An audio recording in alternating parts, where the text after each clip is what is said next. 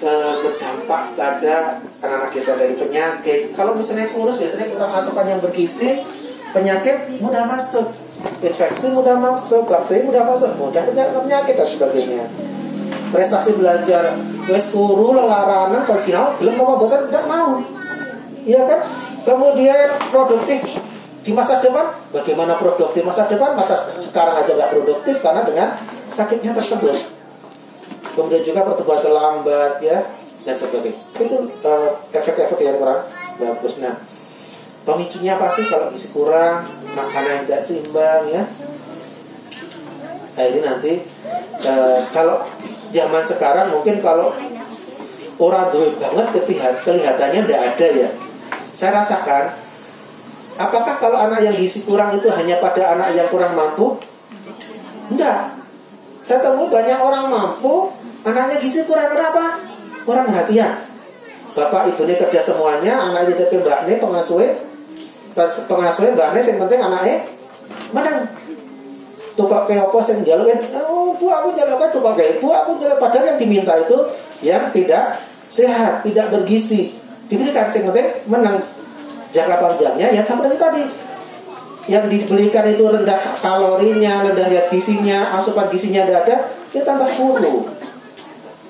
Kalau misalnya kita datang ibu, ini bapak ibu, maaf putranya ketika ditimbang di misalnya di sekolah di posyandu, ini orang anakku sehat mas, kita periksakan dokter spesialis anak, sampai bilangnya seperti itu.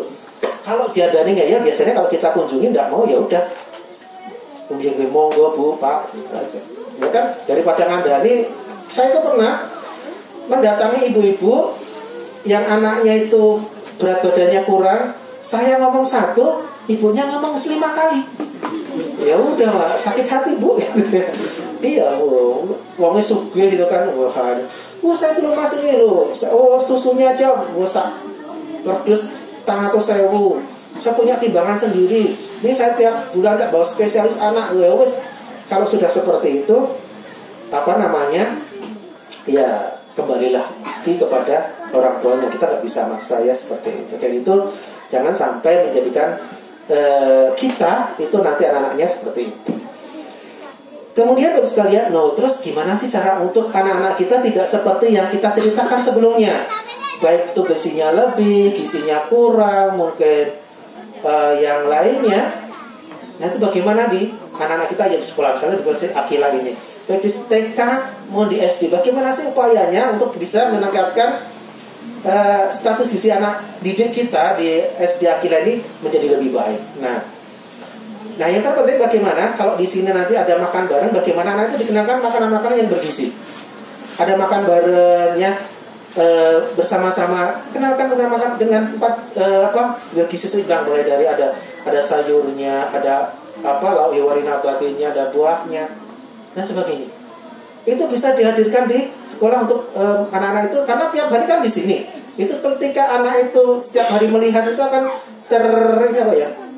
terekam di bawah kesadarannya, wah aku kalau makan harus seperti ini. Dan itu harus diimbangi dari ibu-ibunya, bapak-bapaknya di rumah. Di sini di hidangan saya, di rumahnya dihidangkan garingan, kira cocok nanti. Ibaratnya bertepuk sebelah tangan gitu kan ya, nggak jadi nanti hasilnya. Kemudian variasi makanan tadi ya, variasi makanan itu bagaimana juga penting sekali untuk anak-anak kita. Nah, kemudian untuk mencegahnya atau agar supaya anak-anak didik kita itu menjadi lebih baik juga, bagaimana kita bisa melakukan ibaratnya kalau kita di nutrisionis, di kesehatan itu, di gizi, ada namanya 4 pilar gizi seimbang. Bagaimana kalau Bapak sekalian di rumah bisa menghadirkan dan menghidangkan makanan beraneka ragam, itu luar biasa. Loh mas, ini pas rano sayurnya mas, tidak masalah. Ngono ya ngono nih ojo, ngono sesekali aja boleh lah gitu. Tapi jangan tiap hari rano sayur itu ya, jangan aja kebangetan banget lah sama anak kita ya. Jadi sesibuk apapun kita, berikan yang terbaik buat hati kita ya. Jangan sampai kita gelo di kemudian hari ya. Sementing kita ya, sesibuk apapun kita sifatkan berikan yang terbaik dari sisi makanan, perhatian dan semuanya. Kemudian juga setelah beraneka ragaman, bagaimana perilaku hidup bersih dan sehat ini. Kita itu diajari cuci tangan itu karena gara-gara ada pandemi. Benar nggak, Bu? Sebelum ada pandemi, Ibu pulang dari kerja mau ada di sini ada bakwan, nggak mungkin cuci tangan. Langsung tambahin bumbunya ya, Bu ya. Gitu. Gara-gara ada COVID, itu kita cuci tangan. Sabunnya aja, Bu. Sabun Dettol. Dulu awal-awal pas saya ingat waktu COVID itu tunggu sabun Dettol, sabun cuci tangan Dettol itu 400 ml itu udah hampir 30 atau berapa. Oh, larang-larang ya. Saya coba iseng-iseng ikut tren beli. Ternyata larang benar. Padahal kita pakai sabun cuci piring aja bisa, nggak masalah. Kemudian aktivitas fisik, bagaimana anak-anak kita kalau di rumah anaknya dolan bal-balan silahkan, anaknya dolanan apa yang penting aktivitas fisik silahkan. Jangan kok dolan baik toh. Yang penting bagaimana mengarahkan anak kita dolan yang baik. Misalnya aktivitas fisik ya sebal-balan karepmu, arep jedungan karepmu dan sebagainya.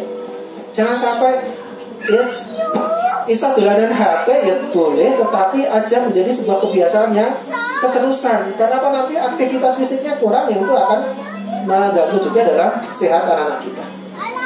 Kemudian yang terakhir adalah memantau berat badan secara teratur untuk mengetahui berat badannya ideal enggak anak kita. Jadi untuk mengetahui anak kita itu ini berat badannya ideal, tidak hanya bisa dilihat gini, tidak bisa.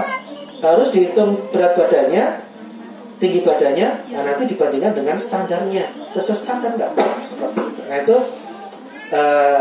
bisa dilakukan di sekolahan. Nanti sekolahan setiap bulan diukur berat badannya, mungkin tinggi badannya per triwulan atau apa, untuk memantau dari kesehatan anak didik seperti itu. Kemudian Bapak sekalian, nah penting juga bagaimana gizi seimbang untuk anak sekolah, ya.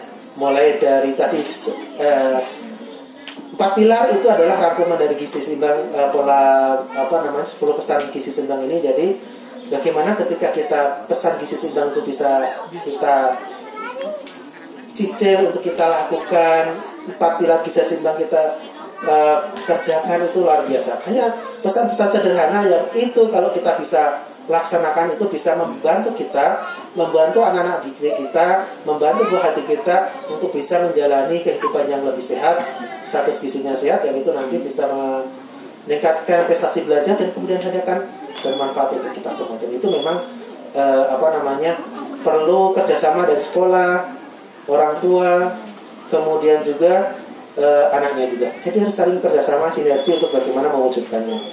Nah, Bapak sekalian, kalau kita berbicara pubertas dini, menarsis dini ini, ada beberapa hal yang perlu kita kalau pubertas itu kan masa transisi dari kita anak ke dewasa ya, dengan gejala-gejalanya. Nah, kalau itu tidak kita perhatikan, bagaimana ada perubahan fisik, kemudian orang tua kurang paham, itu juga akan berakibat kurang bagus bagi anak-anaknya. Nah, kemudian teman semuanya, bagus sekalian, bahwa secara kesehatan dan psikologi pubertas ini juga ada sedikit masalah juga sebenarnya. Misalnya disebutkan kalau menarsis dini ini bisa berisiko kanker ya, resisten insulin, itu berkaitan dengan diet, penumpukan lemak dan sebagainya, dengan penyakit tidak menular. Kemudian secara psikologis juga anak-anak kelihatannya belum siap untuk mengalami pada percepatan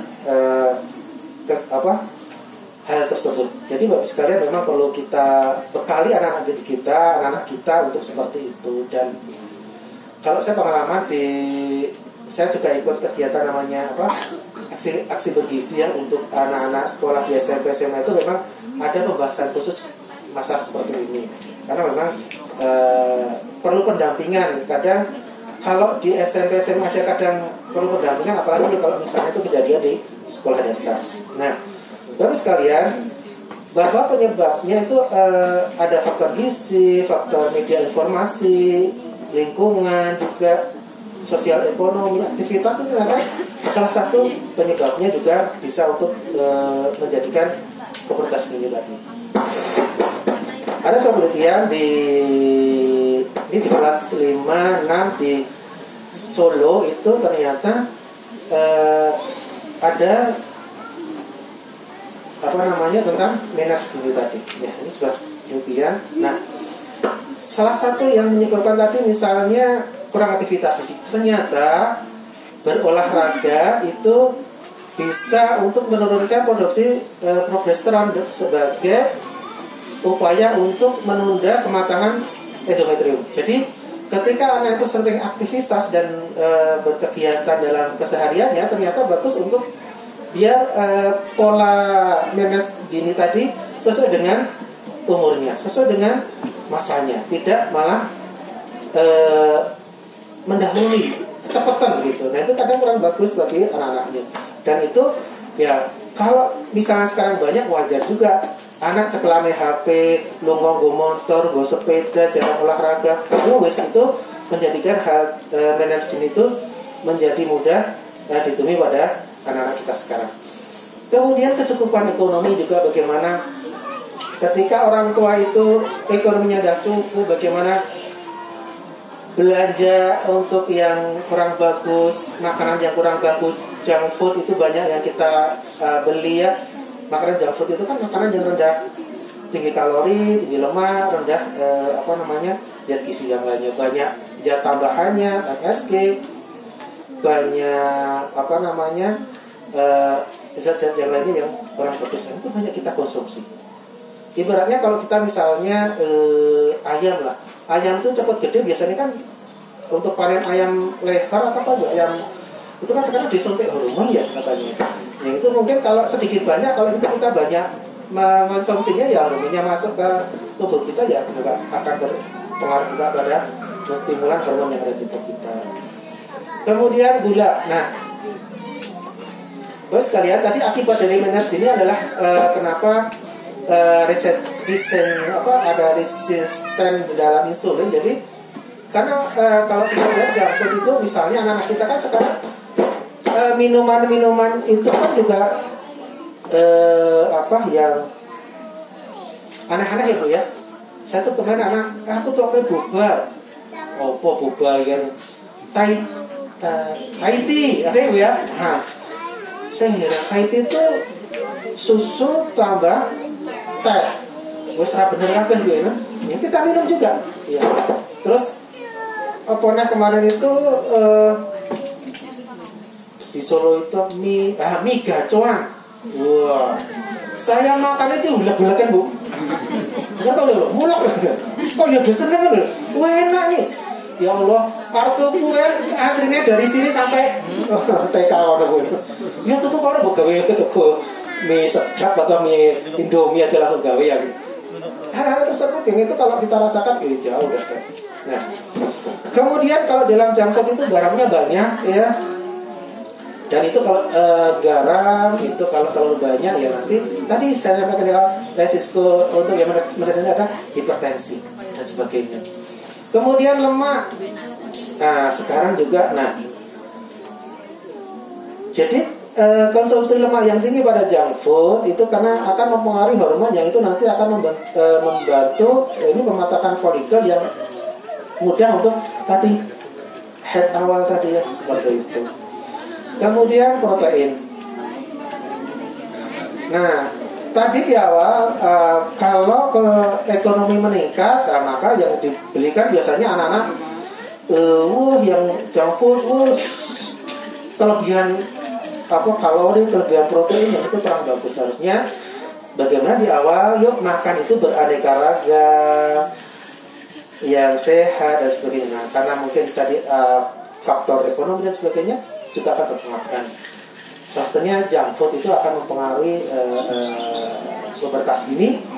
Karena apa? Tinggi kalori, tinggi protein, rendah zat gizi lainnya, yang itu akan memacu hormon namanya hormon FSH, LH, yang itu akan membantu untuk pembentukan folikel. Itu nanti akan mempercepat pubertas ini. Nah itu ya untuk supaya kita untuk apa ya, menjaga supaya sesuai dengan umurnya, itu tadi kita jaga mulai dari pola makannya, aktivitas fisiknya, lingkungannya, bagaimana lingkungan anak-anak SD sekarang itu ceklane HP so didelokake lho Bu. Pola pikirnya dah beda. Ketika pola pikir beda, itu juga akan mempengaruhi struktur tubuh kita. Ya, dan yang terpenting mari kita kerjasama antara sekolah, orang tua, ya, untuk bagaimana yuk bareng-bareng sinergi. Saya titip anak saya, yuk kita bareng, kita didik seperti ini di rumah bisa dibiasakan supaya apa anak-anak itu menjadi anak yang sehat, cerdas dan bermanfaat itu tadi. Mungkin Bapak sekalian ini dulu yang bisa kita sampaikan ya. Ini masih menunggu terus ya nanti. Oke, semoga bermanfaat. Kurang lebihnya mohon maaf. Saya akhiri, assalamualaikum warahmatullahi wabarakatuh.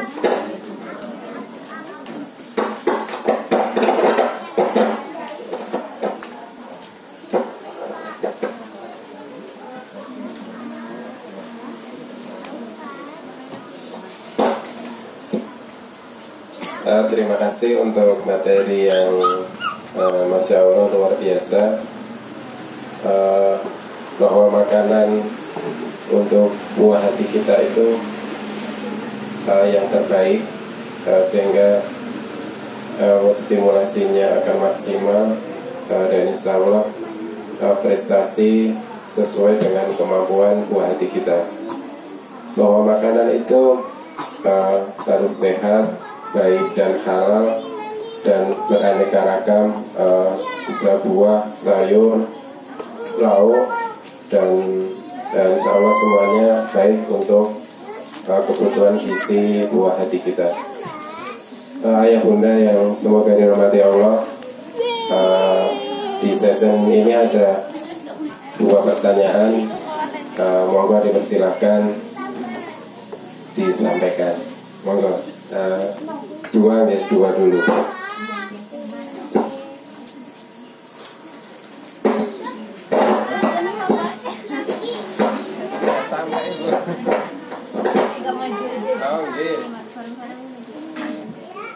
Assalamualaikum warahmatullahi wabarakatuh. Terima kasih kesempatannya. Sebelumnya saya mohon maaf, ini tadi agak telat, tapi mungkin sudah disampaikan atau belum, saya juga tadi kurang paham. Di sekitar saya itu ada beberapa yang dari segi ekonomi memang di atas rata-rata gitu Pak. Kemudian mereka shock gitu, kenapa tiba-tiba anaknya itu dibilang stunting gitu kan. Mungkin bisakah dijabarkan indikator bahwa anak itu terkena stunting itu seperti apa? Kemudian apakah ada hal-hal yang memang yang orang tua ini sudah merasa memberikan, kayak kalau dulu kan pasien 5 sempurna, kalau sekarang itu apa gitu namanya, mungkin yang biar orang tua itu paham stunting itu seperti apa, kemudian indikator anak terkena stunting itu apa, kemudian makanan apa yang memang harus diberikan agar anak itu tidak terkena stunting. Mungkin itu aja pertanyaan dari saya. Terima kasih. Wassalamualaikum warahmatullahi wabarakatuh.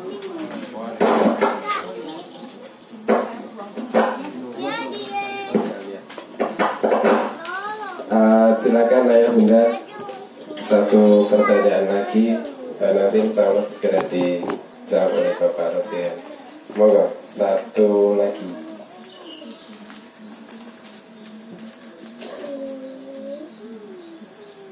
Satu lagi.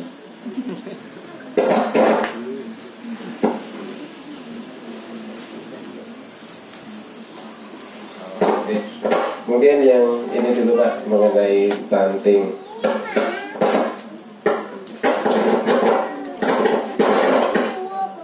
Ya, terima kasih Bu tadi pertanyaannya tentang apa Bu, stunting tadi ya. Nah, kalau kita tahu stunting itu memang sekarang lagi booming Bu. Semua apa namanya lintas sektor, baik dari pertanian, BKKBN, Departemen Agama, tidak semuanya ngurusi stunting. Sampai Pak Polisi juga ngurusi stunting sekarang. Nah, semua. Jadi stunting itu di apa namanya keroyok rame-rame gitu. Kata mintanya Pak Jokowi stunting di 2024 itu turun menjadi 14%. Sekarang kisarannya itu masih ranknya 20-30%. Nah, kalau kita bicara stunting, kita ya memang untuk menentukan secara awal anak itu pendek, itu memang pakai antropometri. Antropometri itu pengukuran apa Bu? Tinggi badan. Ya, standarnya pakai tinggi badan. Nah, kemudian karena stunting itu masalahnya itu dari mana sih sebenarnya mulainya? Sebenarnya istilah stunting itu karena ada kekurangan gizi kronis dari kehamilan sampai usia 2 tahun. Nah itu kalau kita mengatakan itu termasuk golden periode emas. Yang itu harus kita jaga sekali, jangan sampai kekurangan zat gizi. Apakah bisa Mas kekurangan zat gizi padahal misalnya orangnya kaya? Bisa nggak kira-kira? Kira-kira bisa nggak kekurangan zat gizi ketika orang tersebut dia kaya? Kalau dari nilai ekonomi dia di atas rata-rata, bisa nggak? Bisa.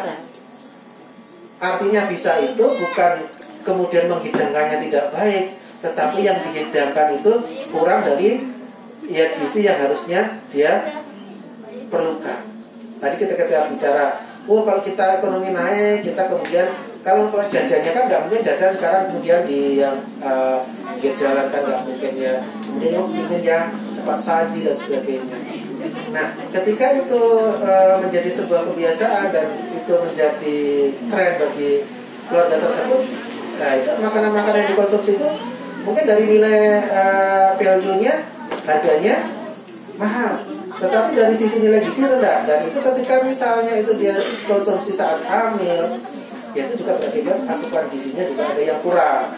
Pertama, kemudian yang kedua, kemudian masalahnya setelah dia melahirkan, apakah kemudian juga pertanyaan dia memberikan ASI eksklusif pada buah hatinya? Maksudnya begini, usia 0 sampai 6 bulan apakah hanya diberikan ASI saja? Terkadang kalau misalnya kita ekonomi yang bagus itu, wah saya sibuk dan sebagainya nggak sempat. Kemudian apa yang dilakukan? Kita belikan misalnya susu yang mahal, sak kerdus seminggu regane 400.000. Susunya larang Mas ini loh. Padahal di ASI itu udah ada semuanya. Nggak bisa susu formula itu menggantikan kebaikan ASI.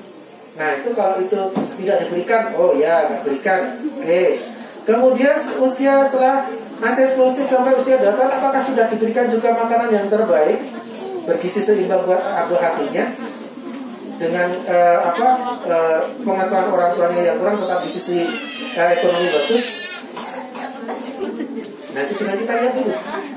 Nah kalau itu terjadi benar-benar seperti itu kejadiannya, bisa juga anaknya tapi nanti kemudian hari anaknya itu tadi pendek. Tapi nggak boleh kita serta-merta kita katakan orang pendek stunting. Saya di depan sini juga pendek gitu kan ya. Nggak bisa. Habibie itu pendek apa dhuwur, Bu? Pendek. Habibie sudah pesawat terbang bisa bawa awake dhewe. Kita sing dhuwur. Pesawat terbang mengkualifikasi sekolah kertas tes gitu kan. Artinya apa? Untuk mengatakan anak kita ada anak itu stunting harus juga dikonsulkan dengan siapa? Dokter spesialis anak kita. Ya, jadi ini anaknya ini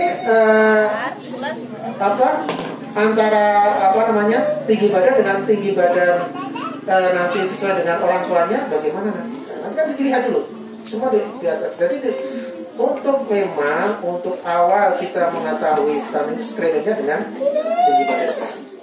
Ya, jadi ketika misalnya Mas aku kok pendek-pendek kok malah ke anakku kok ada di luar. Nah bisa malah bingung tuh. Betulnya pendek-pendek anaknya kan pendek ya. Ini ada pendek, anak dua kan anak siapa lagi? Ya malah jadi apa yang anak itu? Ibu sekalian, jadi memang yang terpenting bagi ibu sekalian, kalau istilah stunting ini bagaimana kita untuk ada yang penting itu preventifnya, bukan kuratifnya. Kuratif itu mengobatinya, bukan pencegahannya. Nah, nanti sini ibu-ibu di sini, ketika nanti sedang hamil, yuk perhatikan sekali makanannya. Setelah melahirkan, ASI susunya diberikan. Lakukan IMD, inisiasi menyusui ini dilakukan.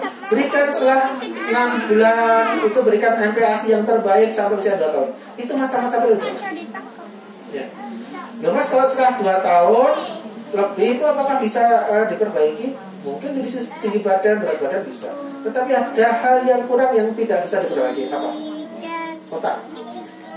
Usia dari kehamilan sampai usia 2 tahun, otak anak kita itu hampir sama dengan otak orang dewasa.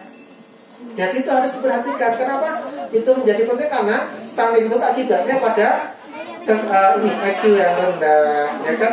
Kemudian postur tubuh yang kurang bagus, kemudian juga nanti misalnya produktivitas di kemudian hari, kan yang kita hindari kan efek-efeknya.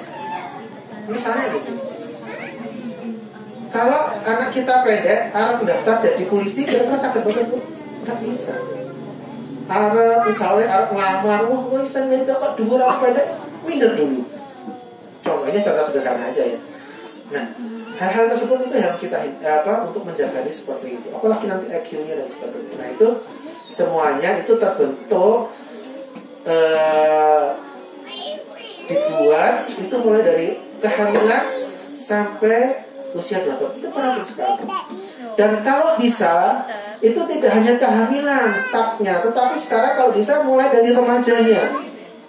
Supaya apa? Menjadi lebih baik lagi.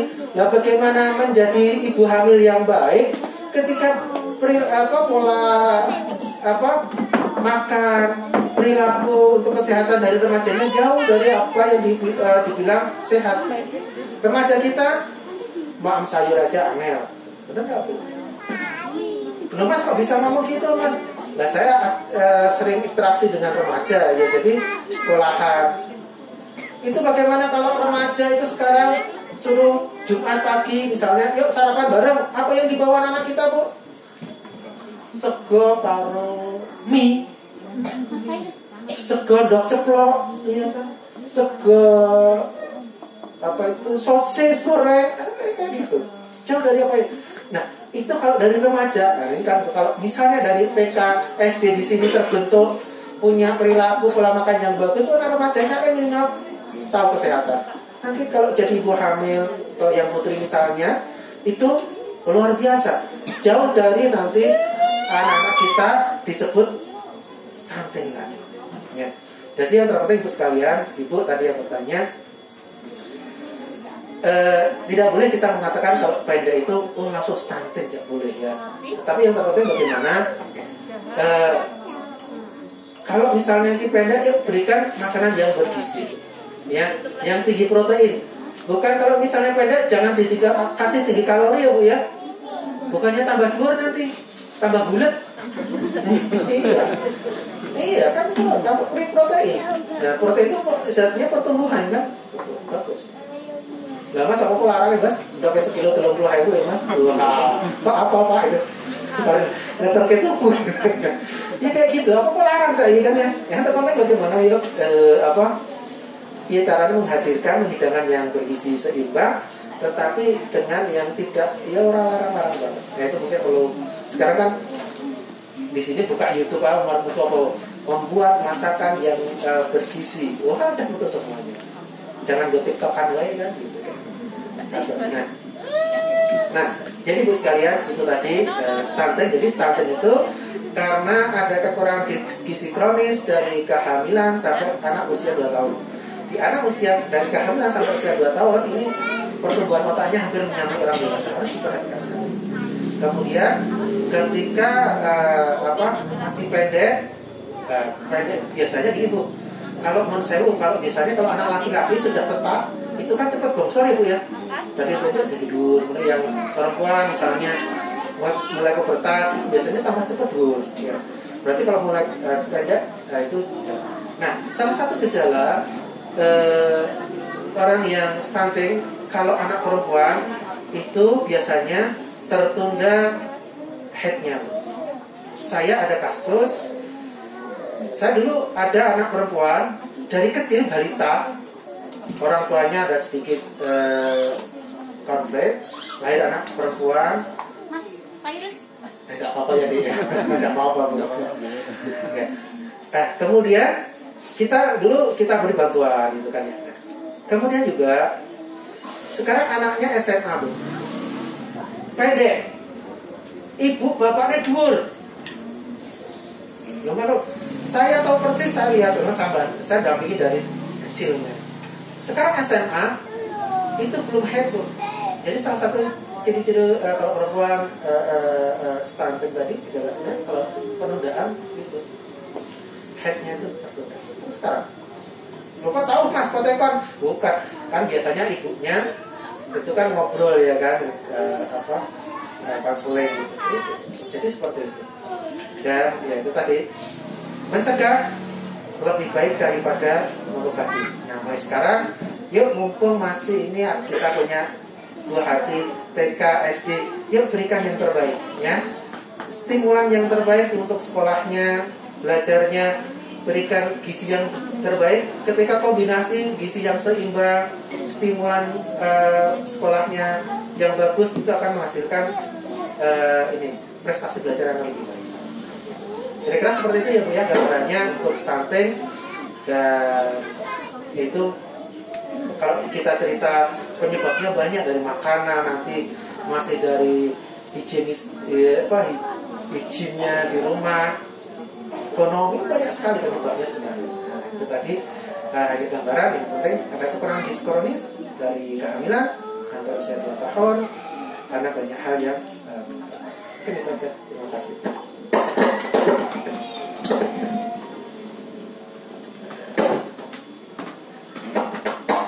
Terima kasih Bapak Rosihan atas jawabannya yang alhamdulillah mencerahkan Pak.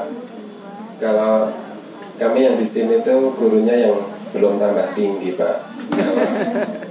Kalau siswanya itu sama cepat, jadi hampir sama dan bahkan lebih. Terima kasih. Ayah Bunda, ada yang mau ditanyakan lagi, kami persilahkan.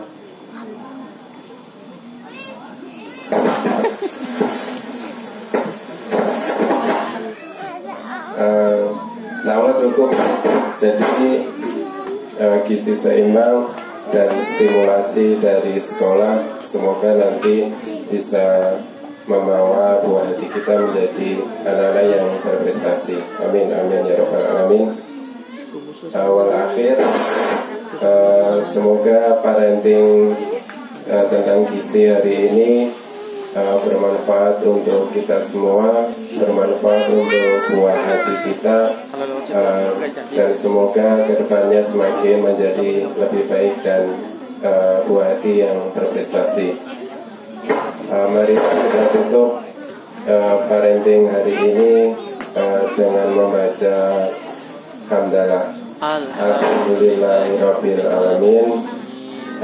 Terima kasih. Jika ada kesalahan dan kekurangan mohon dimaafkan. Wassalamualaikum warahmatullahi wabarakatuh. Oke, informasi tambahan bagi kelas 1, pengambilan rapot dan portfolionya di musola. Kemudian untuk yang